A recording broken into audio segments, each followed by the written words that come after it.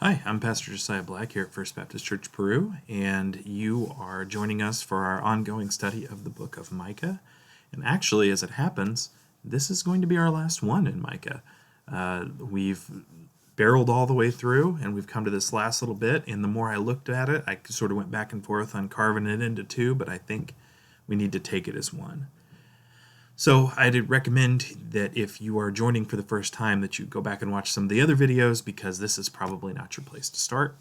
And again, I mentioned this the last couple times, but after this video, we're going to take a couple weeks break.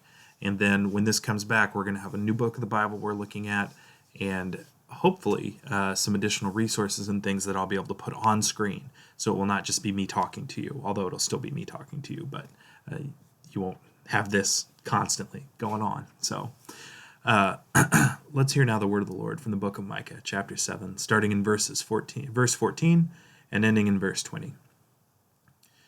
Shepherd your people with your staff, the flock of your inheritance, which lives by itself in a forest and fertile pasture lands. Let them feed in Bashan and Gilead as in the days long ago. As in the days when you came out of Egypt, I will show them my wonders. Nations will see and be ashamed, deprived of all their power. They will put their hands over their mouths, and their ears will become deaf. They will lick dust like a snake, like creatures that crawl on the ground. They will come trembling out of their dens. They will turn in fear to the Lord our God, and will be afraid of you. Who is a God like you, who pardons sin and forgives transgression of the remnant of his inheritance? You do not stay angry forever, but delight to show mercy. You will again have compassion on us. You will tread our sins underfoot and hurl all our iniquities into the depths of the sea. You will be faithful to Jacob and show love to Abraham, as you pledged an oath to our ancestors in days long ago. So, quite a conclusion to the book of Micah, to this journey we've been on of Micah really on behalf of God calling the people of Judah to account.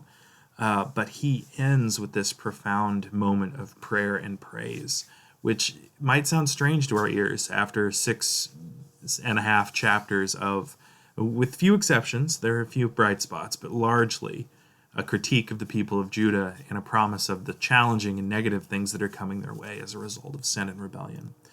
But Micah chooses to close on this. Verse 14, shepherd your people with your staff, the flock of your inheritance, which lives by itself in a forest and fertile pasture lands. Let them feed in Bashan and Gilead as in days long ago.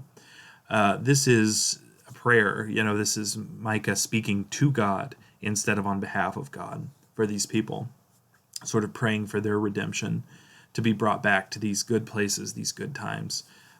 We see again this pastoral shepherding imagery, and this is all to communicate the relationship between God and his people. So Micah is asking God to bring them back into this place. And then there's a quote, as in the days when you came out of Egypt, I will show them my wonders. So this is God. These are God's words that Micah is recalling, talking about how one day the people of Israel will see God's wonders again. Then Micah goes on to speak prophetically. And this is where I really want us to pick up, because this is Micah talking about how the story of Judah, and by proxy the Hebrew people, where this story is going, even though they are in a dark chapter right now. So I'm going to read 16 through 20 one more time, and then we're going to get into it more directly. Nations will see and be ashamed, deprived of all their power. They will put their hands over their mouths, and their ears will become deaf. They will lick dust like a snake, like creatures that crawl on the ground. They will come trembling out of their dens. They will turn in fear to the Lord our God, and will be afraid of you. Actually, you know what? I am going to stop there, because we're going to take those two verses and look at them real quick. Again, this goes back to this theme of Judah is being punished now for its sin and rebellion, but ultimately all nations will see the power of God, and any power they have on this earth, any strength of politics or military or whatever it is ultimately going to be stripped away. That's what Micah's trying to say here. So when they are ashamed by the truth of God and by the people he's called out, it says here they will put their hands over their mouths and their ears will become deaf. This is to communicate humility and the sort of jarring reality of coming face to face with God, whose power you denied for so long. They will lick dust like a snake, like creatures that crawl on the ground. They will come trembling out of their dens, and they will turn in fear to the Lord our God, and will be afraid of you. Now, again, this is imagining a moment where all these nations that are currently pieces on the chessboard, so to speak, and some of whom are victimizing the people of Judah, with God's permission, his blessing, his okay, at the very least, his choice not to withhold that kind of thing from the people of Israel because they failed to be covenant faithful. This imagines that one day these people will crawl in the dust. They're going to be truly humbled, trembling out of their dens, and they will turn to the Lord in fear.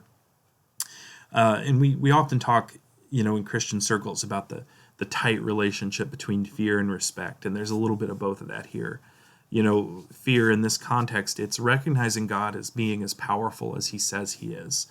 And without the additional knowledge, the acceptance of his lovingness and his mercy, of course they're going to fear a God like that when they see him and his power. They see what he's capable of, who he truly is, that'll ultimately be brought to light, and all nations will sort of acknowledge this. So this is sort of the response that comes about when the forces of earth crash into who God is, and they are found wanting, and they are immensely humbled. That's what we're to take from these verses. And ultimately, this will cause some of them to turn to God. Even though they'll be coming with fear, it will get their attention on Yahweh, which is part of the point. And of course, we know that ultimately salvation was coming in the form of Jesus Christ. But certainly here, if people would put their faith in Yahweh, we know that is good too. Micah goes on and closes out with these verses. Who is a God like you, who pardons sin and forgives transgression of the remnant of his inheritance? You do not stay angry forever, but delight to show mercy. You will again have compassion on us. You will tread our sins underfoot and hurl all our iniquities into the depths of the sea. You will be faithful to Jacob and show love to Abraham as you pledged on oath to our ancestors in days long ago. Now, this final prophetic proclamation by Micah, you'll notice these are not, he's not beseeching God for these things. These are statements of fact that Micah is making on behalf of the people of Judah. He's telling us the truth about God, and that is that this is a God who pardons sins and forgives the transgressions of the remnant of his inheritance. So Micah is essentially saying there's going to come a day where the people that are left, the Hebrew people that are left, will have their sins forgiven, and that God is not going to stay angry forever, and that he's going to show mercy. You will again have compassion on us. You will tread our sins underfoot and hurl all our iniquities into the depths of the sea. So here we have this prophetic statement that God is going to break or destroy the grip of sin, which that should call our attention forward to Jesus. Not even just short term, the notion that God's going to be back in relationship with the people of Israel, but what they definitely would not have anticipated is, of course, what we know now, and who made this real in the person of Jesus Christ. You will be faithful to Jacob and show love to Abraham as you pledged on oath to our ancestors in days long ago. Now, this last statement is really important. We talk a lot about, we've talked some about the covenant. We've talked about how chapter 6 was this covenant lawsuit where God was bringing charges against the people of Israel and kind of said, oh, well, you did not hold up your end of the deal, so these are the consequences for that. Now, in an earthly human covenant, that would have absolved God of any responsibility to follow through on the promises that he'd made as part of that covenant relationship. These oaths, so to speak, that he's made to Jacob and to Abraham, when the people of Israel failed, he would have essentially been released from his contract, so to speak. But what we see here in the character of God, in these words of Micah, is a God who comes through and fulfills his end of the covenant even when we fail ours. He's going to abolish sin. He's going to keep his promises to Jacob and to Abraham and to show them love. He's going to do all these things when he would have had every right to walk away. Because the point of all of this, even the hard parts, even those moments where God was showing them that there are consequences to rebellion and sinful behavior, all of this is to demonstrate that God is love, that he loves them, that he desires that human beings be reconciled to himself, and that he is going to go the extra mile to show mercy and compassion, even when folks don't deserve it. And so that's the hopeful note that Micah ends on, that these things are going to come, that God has not abandoned us forever, that even though he'd be within his rights to do so, He will not leave us. He will not entirely forsake us. And we can count on a God like that.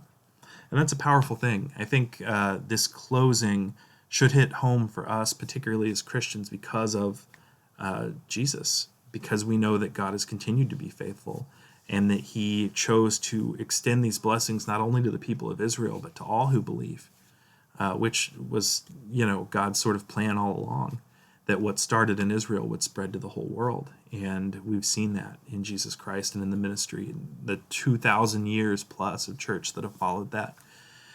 So it's a humbling and powerful thing to look back at these words of Micah and to know that they were, to some degree, looking forward to what we know now. Now, I've told you before that I'm often hesitant to go too far forward, but this definitive thing, this thing about stomping sin, pardon sin, forgive transgression, this idea of treading sin underfoot and hurling our iniquities into the depths of the sea, that speaks to a level of forgiveness and restoration that just wasn't present in the systems that they had at this time.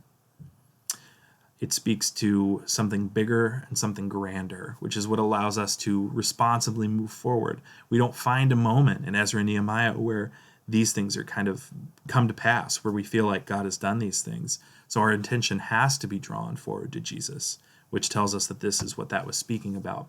There's no place we can look at close to this that we find fulfillment of these words from Micah. It is only in the person of Christ and the ministry of Jesus that we see those things begin to be fulfilled, as we know even that isn't complete yet.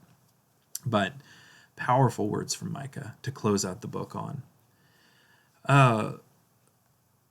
And I hope that's what you carry away with you. This strange little saga of the people of Judah, the Hebrew people who were there in that kingdom, and the fact that, Micah was essentially playing this song for a sinking ship, but that the last word would be hope. The last word would be faithfulness and faith that God is who he says he is, and that he's going to keep these promises. That should be encouraging and I think heartening for us. So I hope that this study of Micah has been edifying for you. I hope that if you have questions about the book, you feel comfortable asking those of me. If there's something that we haven't talked about or discussed, or some verse or topic that rose up for you in the course of our study that just didn't come up where we could interact about it, please ask. Please put it in the comments. You can contact me directly, whatever's most comfortable for you. But I would definitely encourage you to continue to look at this book and see what maybe God is going to use it for in your life. It's a very particular book that talks about a very particular time, but there are these principles, especially about the nature of God, that certainly carry through and apply to our experience and our relationship with him as well. So thank you for joining. Thank you for your faithfulness in studying this together. And I look forward to seeing you in a few weeks when we relaunch with a new book. And I will announce what that book of the Bible is very soon. Thanks for being here. God bless. I'll see you soon.